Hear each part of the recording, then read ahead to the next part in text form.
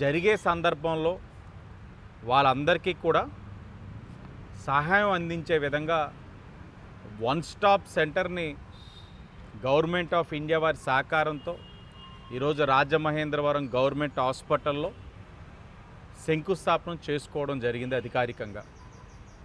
ఈ కేంద్రం ద్వారా మహిళలకు వైద్య సహాయం, ఎవరైతే బాధింపబడ్డవారు వారికి వైద్య సహాయం, పోలీస్ సహాయం, న్యాయ సలహాలు, కౌన్సిలింగ్, తాత్కాలిక ఆశ్రయం అంటే టెంపరరీ షెల్టర్ కూడా వాళ్ళకి ఇచ్చి, అలాగే ఈ యొక్క హెల్ప్ లైన్ కూడా 181 ద్వారా 24 గంటలు కూడా ఈ అన్ని సేవలు కూడా ఒకే సెంటర్లో, అది వన్ స్టాప్ సెంటర్లో అందించే కార్యక్రమాన్ని ఈరోజు శ్రీకారం చుట్టడం జరిగింది.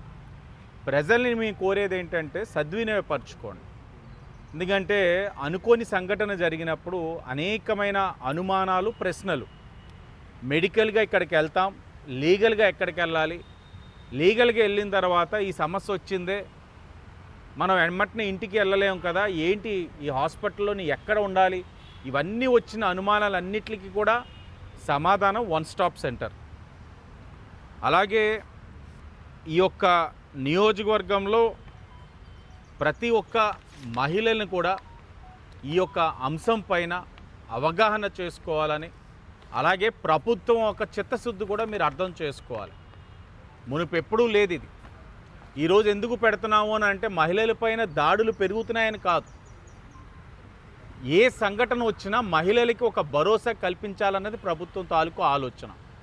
మరి ముఖ్యంగా రాజమహేంద్రవరంలో మేము అనేక సందర్భాల్లో చెప్పున్నాం, ఎన్నికల ముందు కూడా మహిళలందరూ కూడా సురక్షితంగా ఉండాలి, క్షేమంగా ఉండాలి, ఏ సమస్య వచ్చినా వాళ్ళకి ఎప్పుడు కూడా కూటమి అండగా ఉంటుందన్న దానికి అనేక విధాలుగా పరిష్కారాలు చూపించుకుంటూ వచ్చాం. లా అండ్ ఆర్డర్ పరంగా కానివ్వండి, అనేక విషయాల్లో మేము అనేకమైన కార్యక్రమాలు చేసుకుంటూ వస్తూనే ఉన్నాం. వాటిలో ఒకటి ఇది చాలా గొప్ప కార్యక్రమం.